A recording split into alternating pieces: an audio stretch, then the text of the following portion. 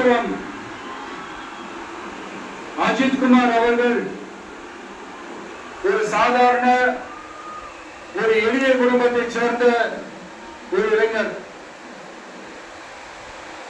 அந்த சாதாரண குடும்பத்துக்கு நடந்த அந்த கொடுமைக்கு சிஎம் அவர்கள் சாரி சொன்னாங்க, தப்பு இல்ல. இப்ப அதோட சேர்த்து இதையும் கொஞ்சம் பண்ணிருங்க சிஎம் சார்.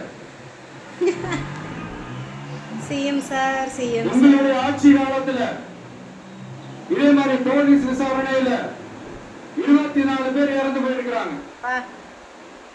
அந்த 24 பேரோட குடும்பத்துக்கும் நீங்க சாரி சொன்னீங்களா? தயவு செஞ்சு சாரி சொல்லிடுங்க. கிண்டல் பண்றான் மாமா. அஜித் குமார் அவர்கள் குடும்பத்துக்கு நீங்க கொடுத்த நிவாரணம் மாதிரி இந்த 24 பேர் குடும்பத்துக்கும் நீங்க நிவாரணம் கொடுத்தீங்களா?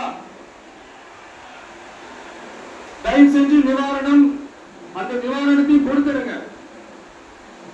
சாத்தான்குளம் ஜெபராஜ் பெனிக்ஸ் அந்த கேஸ் வந்து சிபிஐக்கு மாத்தினப்போ இது தமிழ்நாட்டோட காவல்துறைக்கு அவமானம்னு சொன்னீங்க. இன்னைக்கு நீங்க உத்தரவிட்டதுக்கு பேர் என்னங்க சார்? அதேதானே அன்னைக்கு நீங்க சொன்னதும் இன்னைக்கு நடக்கிறதும் அதே தானே? அதே சிபிஐ தானே?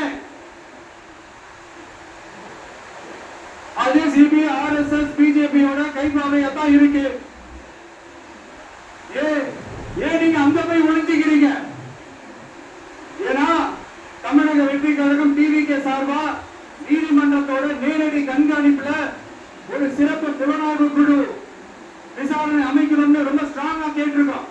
அதனால அந்த பயத்துல நீங்க ஒன்றியத்தோட ஆட்சிக்கு பின்னாடி நீங்க போய் ஒளிஞ்சுக்கிறதுக்கு காரணம், இன்னும் உங்களுடைய ஆட்சியில் இன்னும் எத்தனை அட்ராசிட்டிஸ் அண்ணா யூனிவர்சிட்டி